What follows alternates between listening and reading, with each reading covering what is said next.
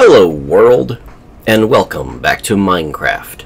This is not going to be a typical video in which I actually play Minecraft. Instead, I'm fooling around in creative.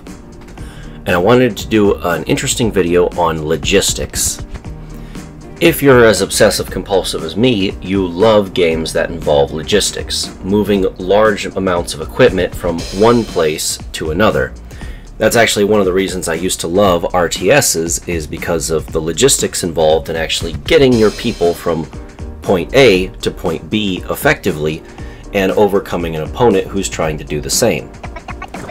For me, Minecraft is one of the last bastions of this ideal, trying to move large numbers of blocks so that you can achieve some kind of crazy goal, usually for no real purpose other than your own satisfaction. We utilize ideals of logistics in real life all the time. It's part of a real-life game theory. The ideas being, I have some kind of project, perhaps a building project of constructing a house.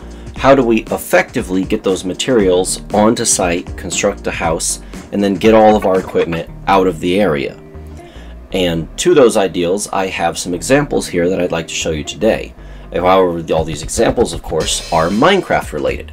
You can actually use all of these examples in your own survival world so that you can achieve mega projects more easily without having to constantly grind at actually doing them. You'll find with a few small adjustments, things can be made much easier. So, without further ado, let's get into it. Now then, what is this custom crude contraption I've put before you? What this machine does is it moves items around from a fabrication machine that is making something to its end goal. Now, what item it's fabricating doesn't matter. What does matter is that these items are being moved through every available method I could think of that involves low-end technology within Minecraft.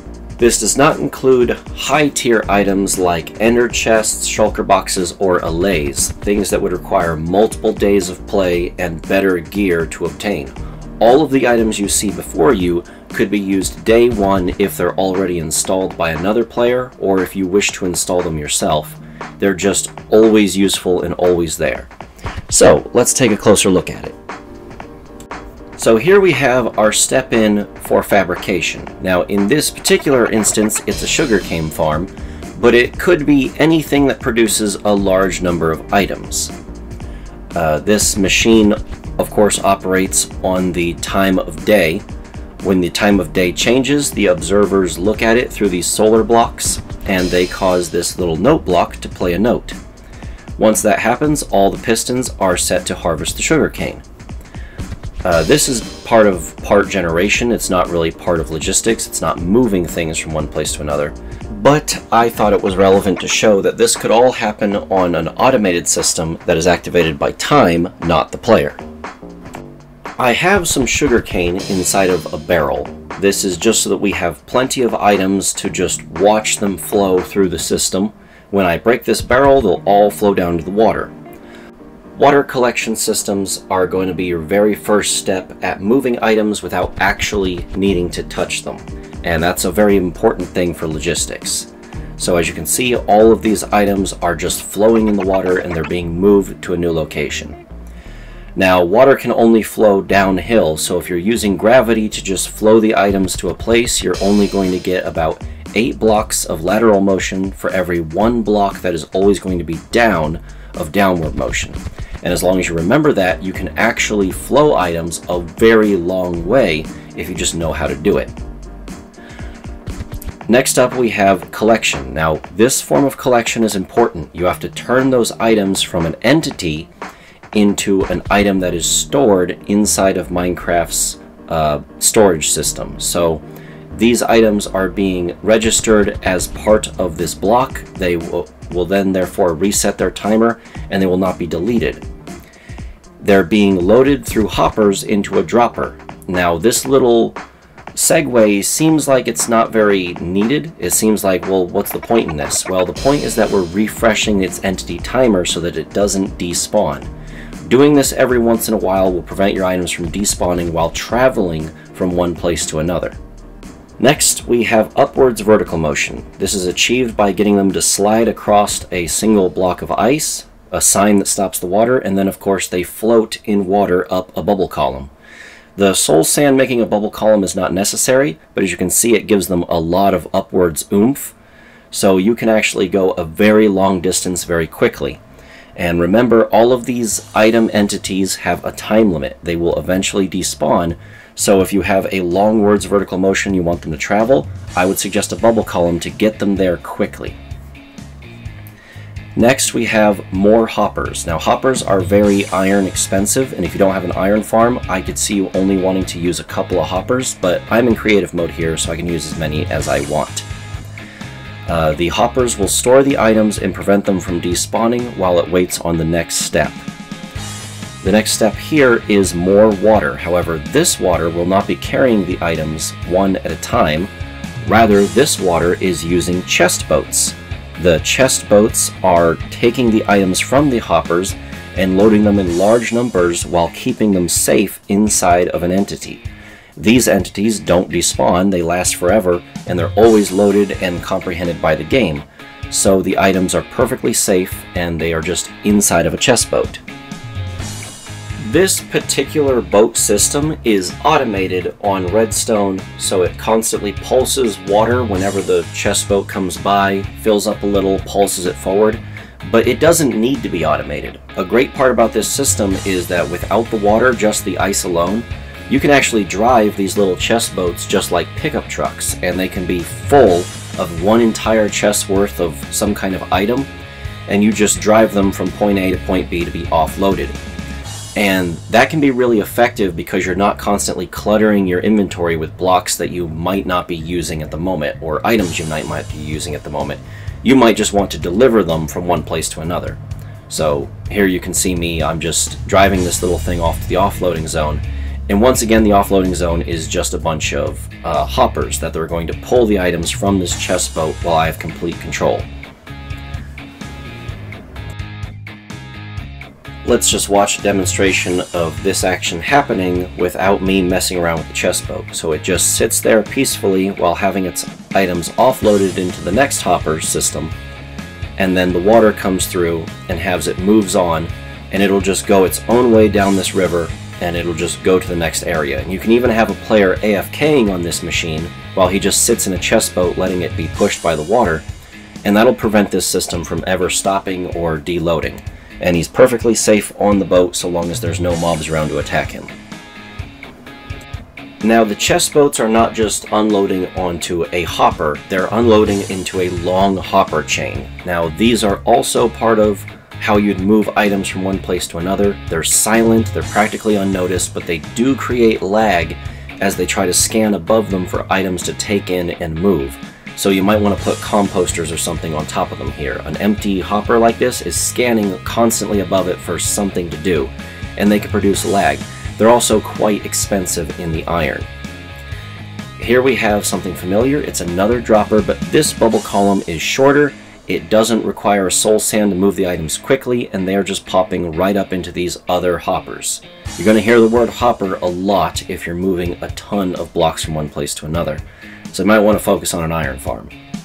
The next step is a minecart. Now, every new Minecraft player sees the minecart and thinks, oh, I'm going to build a very long railway, but I'm just going to tell you, minecarts are not all they've cracked up to be. They're a single entity, they're easily stopped, they're easily bumped into, but they're very fast and efficient, and they're really good at being part of a shorter automation machine that doesn't involve the player ever touching them.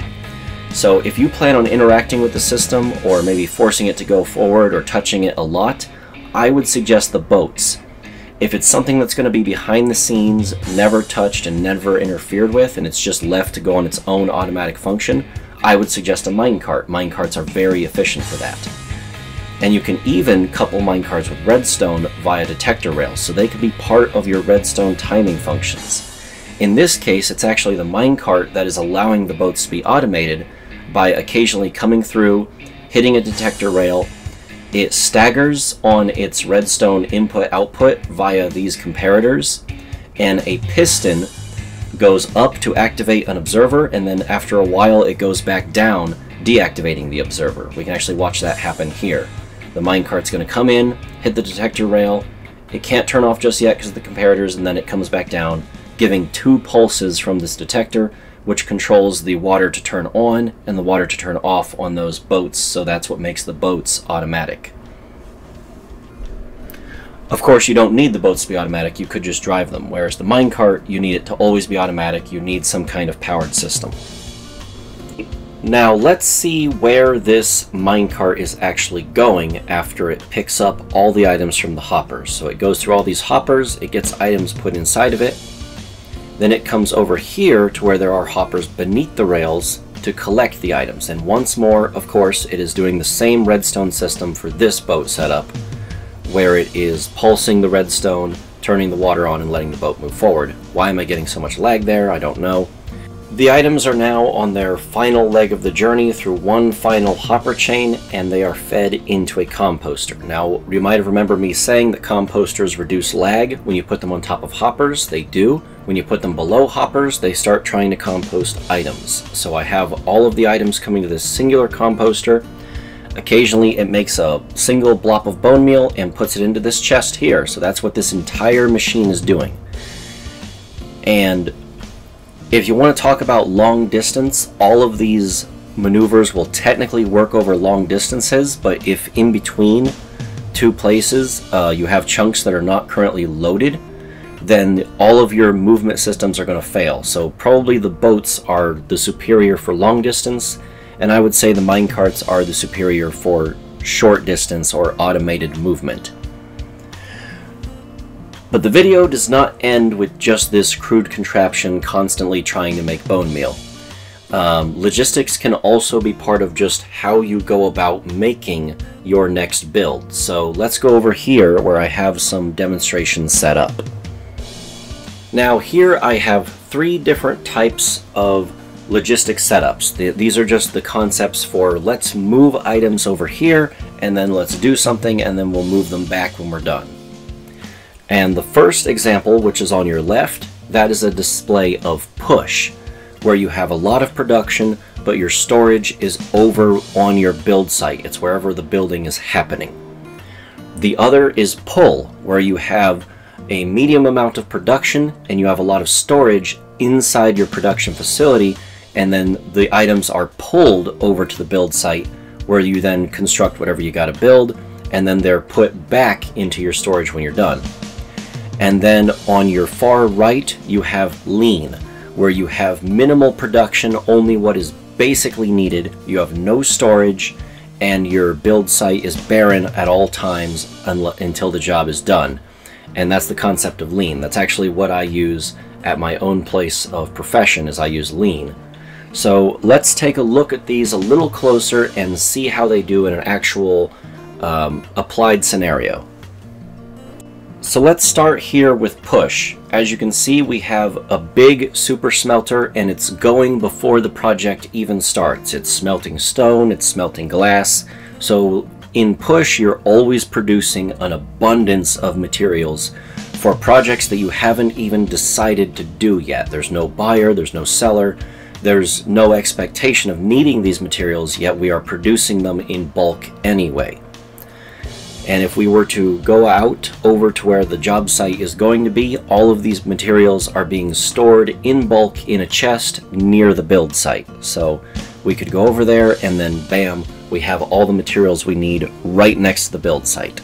Next is a demonstration of pull. Now pull, when we go over here to the build site, you see that there is no storage of any kind. The build site could be anywhere. We don't know where we're going to put this item. We don't know if we even want this building. And all the items for this are stored here at the production facility. So we have all the storage we need. And that means that we don't really need as much production because we can fulfill any order with our own storage capacity. So that means production is a bit scaled down because we don't suddenly need to send parts to any particular location. We can just produce them at our own leisure, and they're just put into these chests for infinite storage. And then when we decide, hey, it's time to build something, we send all these parts over there to the build site. Finally, we have lean. Now, lean is utilized a lot in today's American industry. It's actually used in my place of work.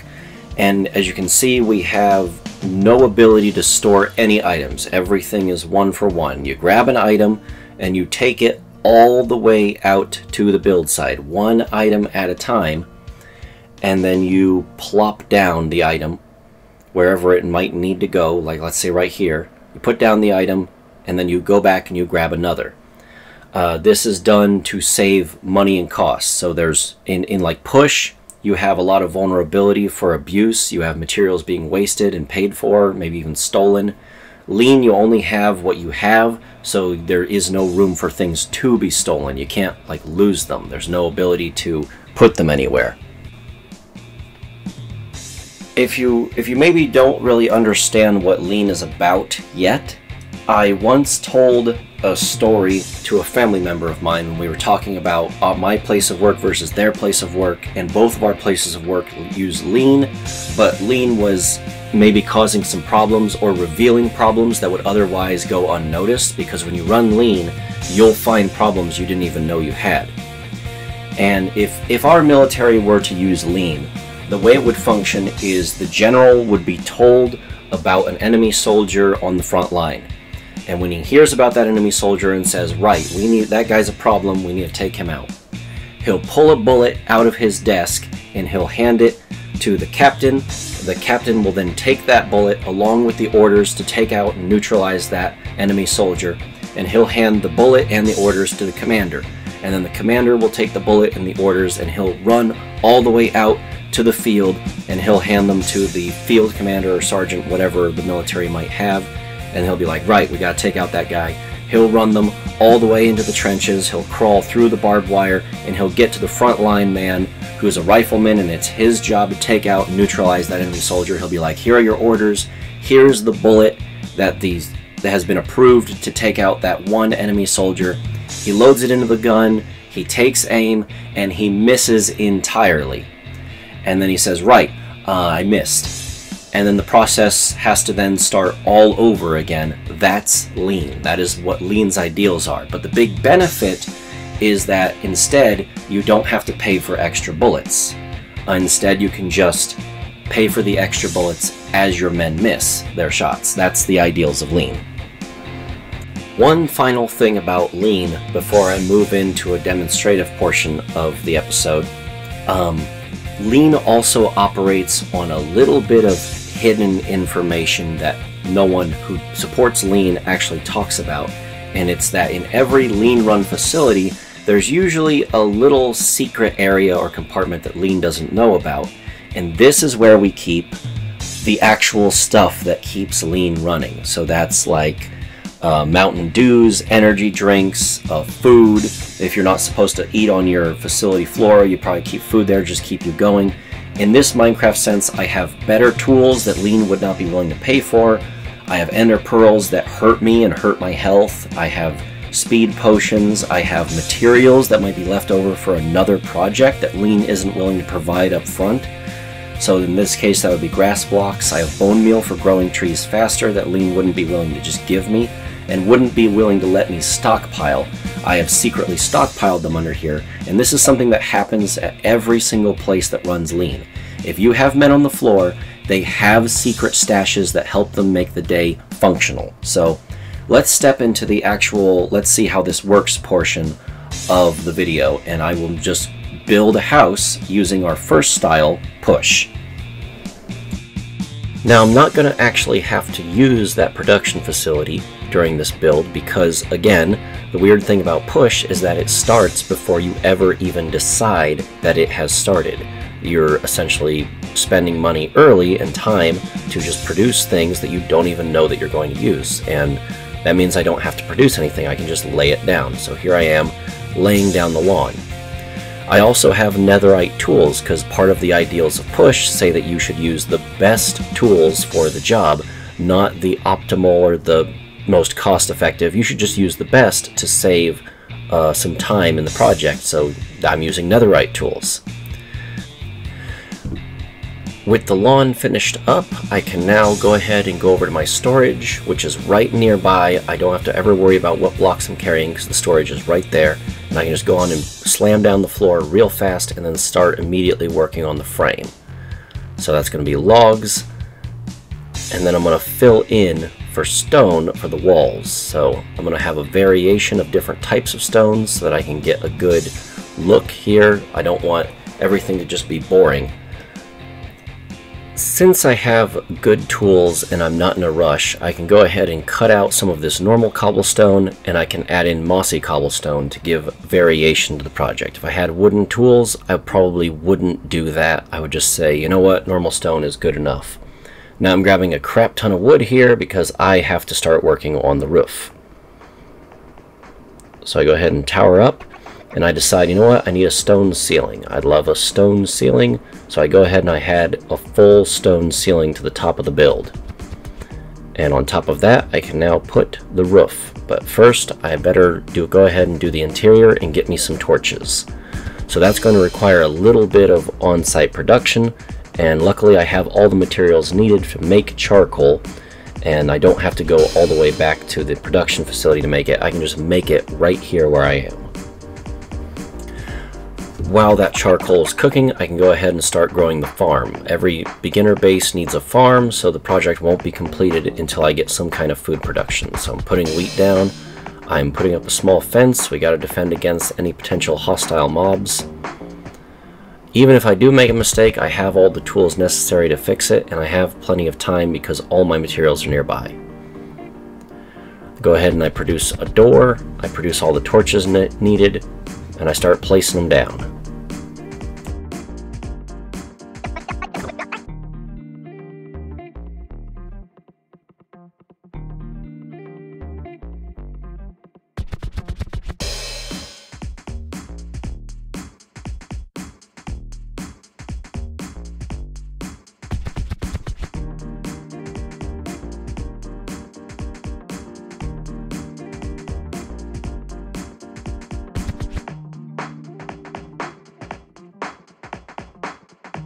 Now lastly, I'm going to go ahead and put on the roof. The roof is purely an aesthetic thing, but since all buildings don't look right without roofs, I'm going to say that you probably need a roof.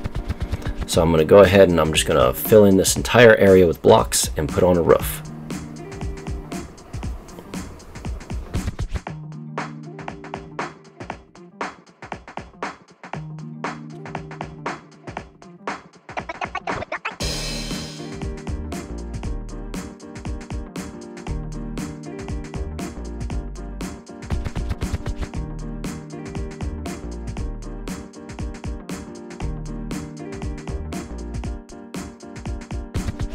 So that was really fast, and having the blocks nearby meant that I didn't have to think so heavily about what I was grabbing. Instead, I could just grab whatever I wanted, and it gave me some time to decorate. Not all blocks are cobblestone, not all blocks are mossy cobblestone. I used a bit of a palette, so everything ended up more textured, and it's a good looking little starting base, complete with a functional farm. I can even get me some berries after the project and munch on them. Yum, yum, yum, yummy. That's my little treat for doing a good job. And push is what allowed me to do this, but it's not all good things to say. As you can see, I still have materials left over.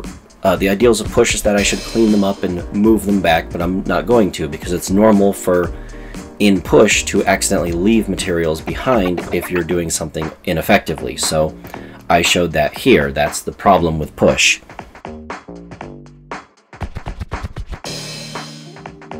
Now then, we're going to do the same demonstration all over again, in which I'm going to try to build roughly the same structure. However, this time I'm going to be using pull, so it's my obligation to grab the materials and then move them in place. Let's see me do that now. Pull is pretty much the same process as push, except I'm in the production facility for all of my storage needs, and I'm grabbing everything I conceivably need. I don't want to have to run back and forth across those two chunks and waste time. And I'm going to start the same way I started with push, and I'm going to fill in the lawn. So push and pull are pretty much the same thing, but they just have an opposite approach to the situation. Whereas before I was constantly running to my nearby storage to grab things out, now I have everything that I possibly need on me, and I've carried it from the main production facility. If this was a huge project that could easily deplete this inventory, I'd be making multiple trips back and forth. Whereas in Push, I would just be making those very many trips back and forth to the place nearby. This one I'll have to make very long trips, but it'll be fine because this project doesn't require that much materials. And I'm already started on the frame of the house, so I have a good pace going for me, and having all these materials on hand helps me out.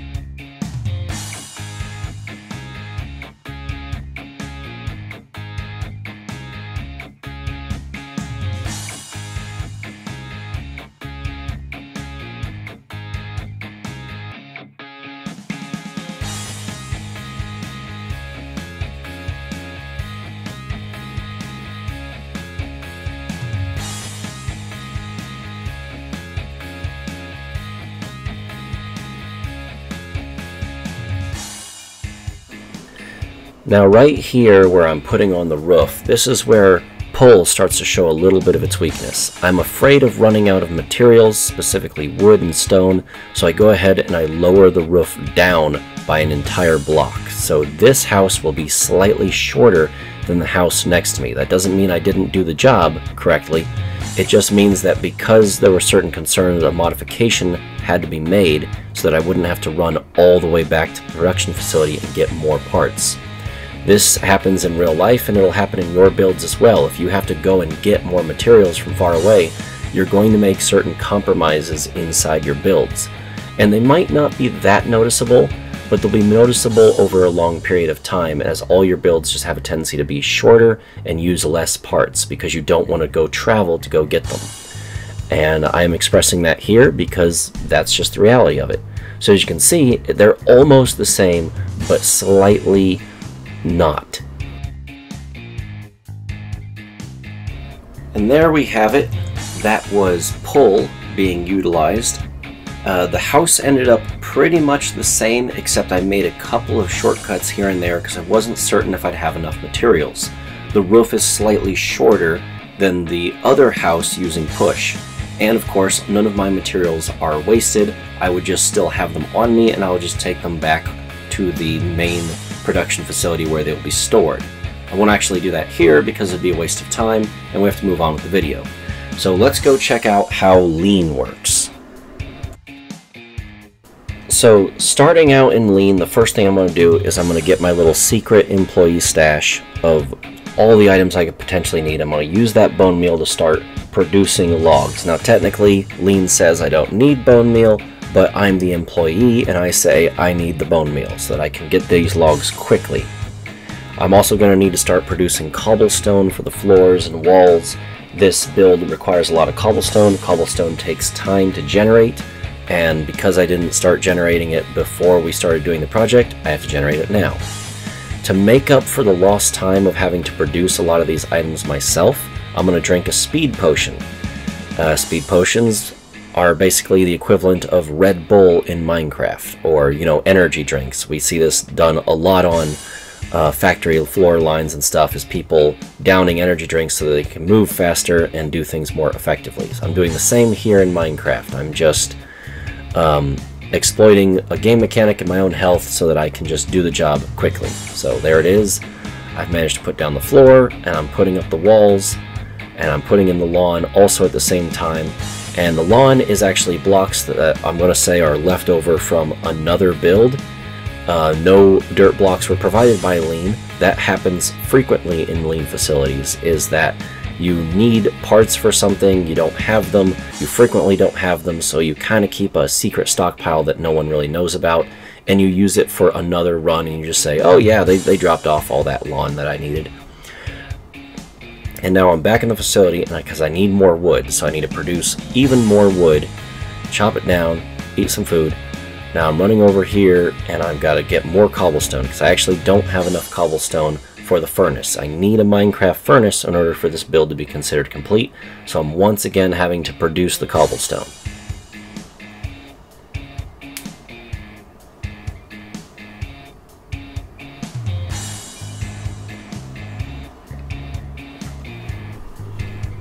The ender pearls save me a lot of time, and they actually hurt me, but they're also an allegory to real-life lean practices, where you sacrifice the safety of your employees in exchange for efficiency or actually running your facility. That's very normal inside of a lean run plant, is that you will not tell your employees to do something dangerous, but they go ahead and do something dangerous anyway against your say-so in order to just make the day operate. And that's because they're given the choice. Do you want to be employed or do you want to be safe? And they choose be employed, so ender pearls. They're slowly hurting me, and I'm required to eat in order to keep the ender pearls from killing me, but you know, that's just how it works.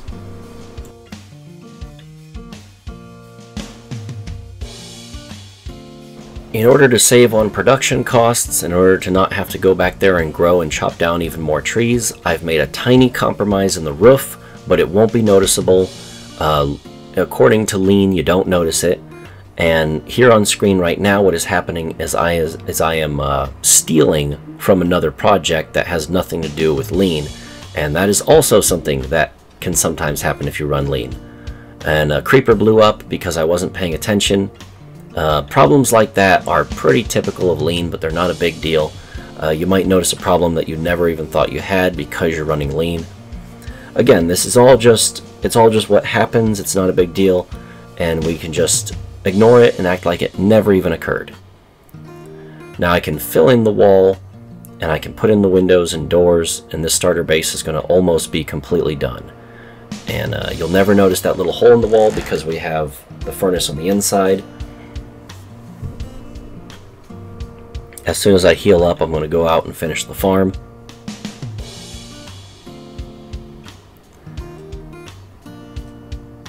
And we could use some more grass blocks. I'm going to go back here and try to steal grass blocks, but they don't have any. So since no glass blocks exist in the world that I can find and Lee didn't provide them, I'm just going to fill in with something else.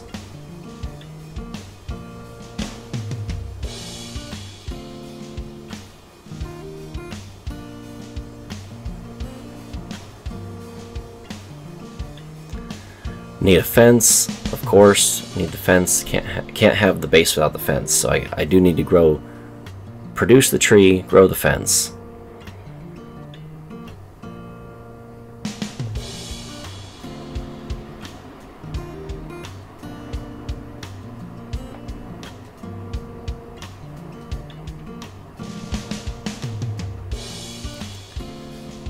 And there we go. The farm is down. And with this last little bit of mossy cobblestone, well, Lean has determined through quality that moss is kind of the same thing as grass. So that I would call that finished. That, according to Lean standards, this house is perfectly acceptable. So there we have it. Let's just take one final look at these demonstrations in review. This was using push, so you have some leftover materials that could be pilfered by anyone.